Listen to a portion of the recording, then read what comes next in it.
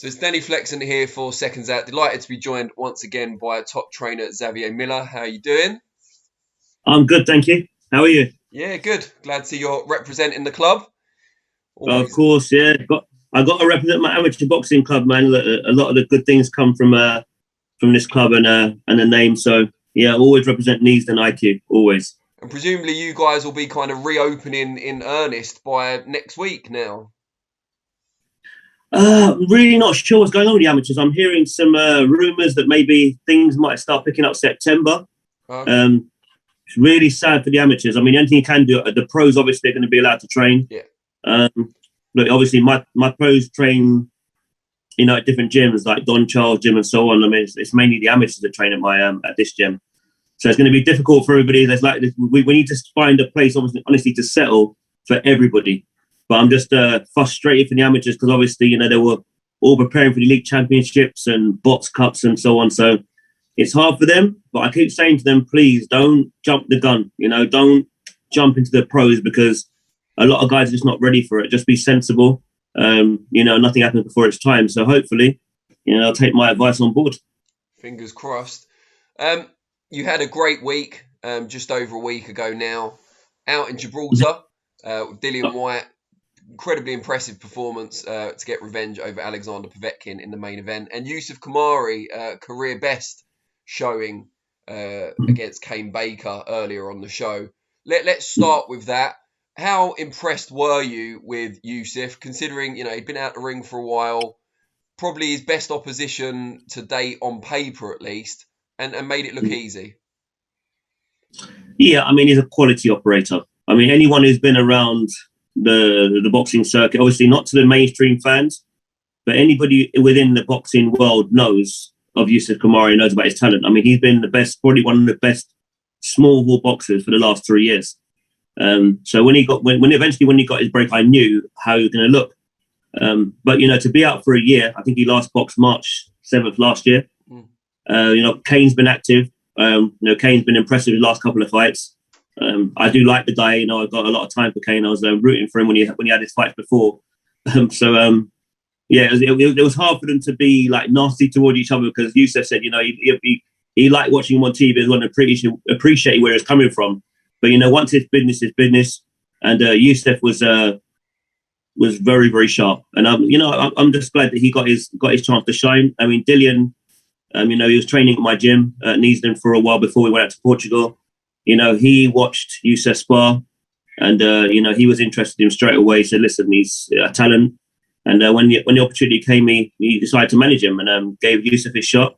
Really grateful for that. And Yusuf grabbed it with both hands and looked outstanding. I'm just excited what's going to happen next with Yusuf. I mean, he's now rated in the top 10. I think he's 9 now in the country. Yusuf's good enough to be any of those guys. So obviously it's going to be very tough for him. It's a tough division. But Yusuf's proved already. I hope that everyone's seen, the skill set. And Yusuf can fight going forward, fight going back, fight on the inside, outside. He's just a very, very good fighter. So yeah, excited about him. And you said about what happens next. Presumably Dillian picked him out initially. He's then impressed when he's got that opportunity. Will we see him on more Dillian Whyte cards going forward, which will presumably be Sky Sports box office cards, of course? I mean, that's what you'd hope.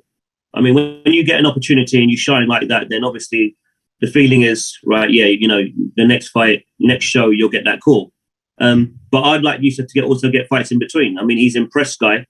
So I don't see why he can't be on, out again maybe a month or two on another Sky card, maybe another Matchroom show.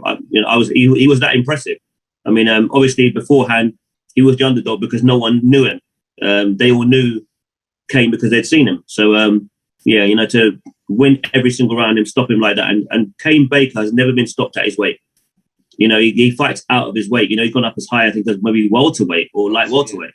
To stop him at his own weight like that is, it just shows levels. So I think, whoever, everybody involved associated with Yusuf obviously was very, very impressed and excited about what he'd done. And we're all looking forward to what's next. Now the main event itself, very dominant performance from Dillian Whyte, probably more dominant than the first time around in those first 4 rounds. But this time finished the job. Povetkin never really made inroads this time. What made the difference between that and the fight the first time around? The main difference to me was that we didn't make a mistake. And Dillian was doing a job on him the first time. I actually said it in numerous interviews. To me, the fighter that received the most damage was Povetkin. He was getting hurt badly in that first fight. I mean, he'd been dropped twice, but it wasn't just the knockdowns.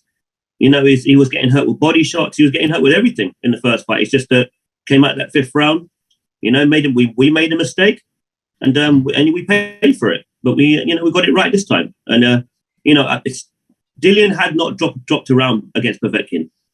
And historically, you know, Povetkin always picks up rounds against guys. You know, to me, Dillian was doing a job on him both times. So, just really, really happy for Dillian, because obviously it's been a long, long camp. All the date changes. You know, we've had to obviously train another country, weren't really sure where the fight was going to take place. Now, all these things, you know, play a part. But Dillian's been professional.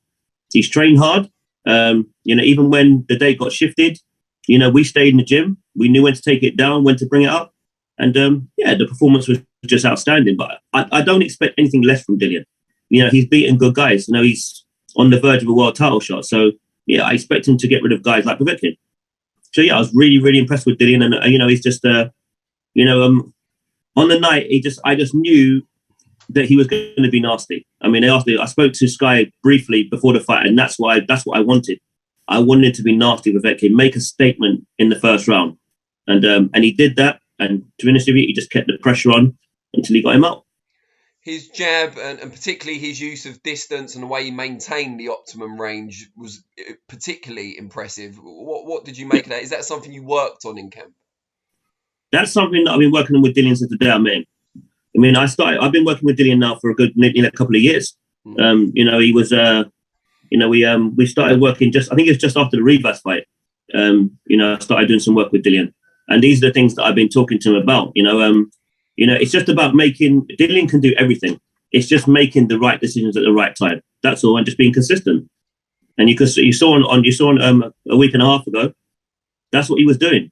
You know, he was controlling range really well, and then when he had to be aggressive, he did that at the right distance as well. You know, it was very good performance. But like I said, to me, he was doing a lot of the right things in the first fight. But this time he got rid of it. So, I'm really, really pleased. And, he's stayed consistent in the gym. You know, we've been training out in Portugal for a year.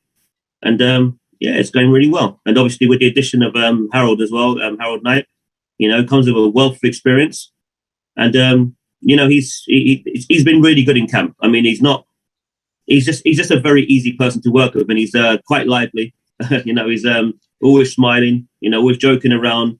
But when it comes to business, he's been there before and he's seen it. So, he's the best thing about Harold is he's always reinforcing what I'm saying to Dillian. And when you've got a team of coaches, in a camp, when everyone's everyone's on the same page, it's just very, very easy. He's been a second for a long time throughout Lennox's whole career, so he knew how to play that role. Obviously working with Manny, and very experienced guy, knowledgeable guy, very respectful guy. And very positive guy. So it's been good.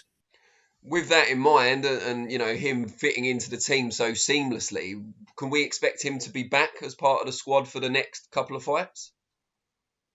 Yeah, I mean, when I get involved with a boxer, I expect to be involved with them for a long, long time. To me, it's almost like a project. There's things I study the boxers, and then I look at the things that I want them to improve on, and we just get to work. And it's also about building a team. This is my gym, this is my home, and I've built everything here. Me and Nick are the head coaches, but we've got coaches that work under us, and we've got strength and conditioning coaches. We've got a whole team here. When I went out to Portugal, I went on my own. So I didn't have another coach to work with out there, or obviously Dillian's got his own team around him, his own strength and conditioning coach, and so on. So we've all had to come together and get an understanding of how things work, and it's been unbelievable. The guy, his strength conditioner, Al, and recovery and physio Simon, his cut man Magic. Dillian's already got a very good team, but I'm coming from a boxing coaching team, that I've got at home. So I wanted to build that out there. So it was important for them to bring somebody else in. It wasn't just an ad hoc decision, towards the fight. It's something that I wanted since the time I got out there. and it had to be the right fit. And Harold, to me, has been that person. So yeah, I expect us all to go straight back into camp and get ready for the next fight. So yeah, it's been good. Good stuff. Now, before we move on from Povetkin, it's a bit of a delicate subject, but I feel I should ask. A lot of people on social media, particularly after the fight, started talking about Povetkin's struggle back in January or whenever it was, or before Christmas maybe, with COVID, and what impact that might have had on his performance. What do you make of that? It's laughable, honestly, because of the delay with the fight. You know, he had even longer to recover. I mean, we've been ready to go. Every date they've given us, we've been ready to go. Nobody was saying these things when he was doing like the open workout or saw him training. No one said any of these things. He looked good. They were even saying when he was doing the open workout that, you know, he looked very, very sharp. You know, so again, no matter what you do in boxing, somebody always has something negative to say. So you just got to just focus on what you need, what you want to do. It's your career. You know, you can't focus on what people say outside. You know, so they can say whatever they like. You know, Dillian's got his belt back and he's in a very good position, and we look to move forward. You know, not looking back. And talking about that, he's got the WBC interim title back in his possession. But everyone, all the heavyweights at the moment, seem to be waiting around to see what happens between Tyson Fury and AJ, whether they get that deal together for 2 fights. What does Dillian do in the meantime to kind of keep himself sharp, but not risk losing his position? It seems to be a tricky position, albeit a favourable one to be in. I think he'll do exactly what he's been doing for the last few years, and just keep fighting good competition and getting more and more experience. I mean, he's ready to go right now. I mean, I think he was ready for a world title shot a good couple of, a good year and a half ago. You know, he's been ready. So, but we'll just keep, you know, I'm not sure who will be fighting next. Like I said, I'm his coach. You know, he'll call me and tell me, you know, what's going on. I've always just played my role. I don't really have too many of those kind of conversations. You know, I don't mind who it is. I'll just get ready.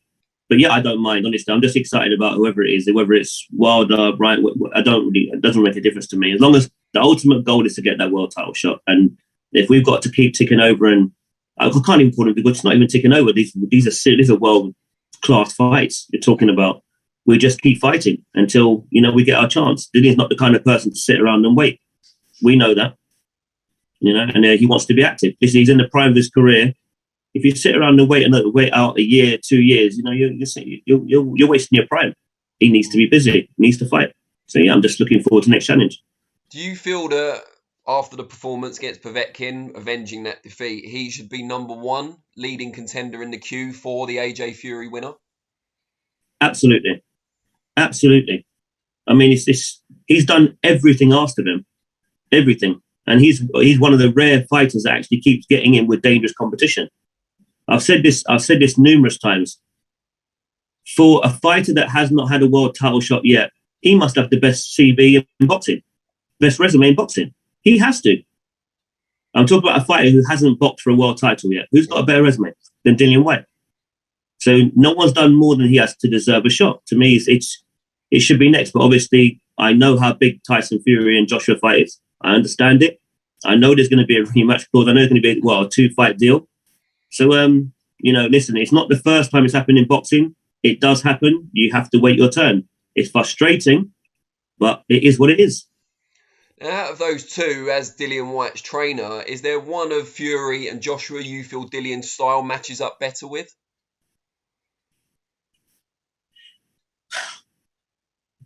He beats both of them. I like both those fights. I like both of them. Like I said, I think they're very good at one thing in particular, both of them. But to me, Dillian is more versatile. He can do more. He can do more. And he's a serious threat. He's a serious threat to both of them, and they know it. That's probably why they're trying to get this fight, you know, secured out of the way. And then I don't know what they're going to do with their futures after that. Who knows? Who knows how much longer they're even going to be in boxing once they've had those 2 fights? Who can say? I don't know.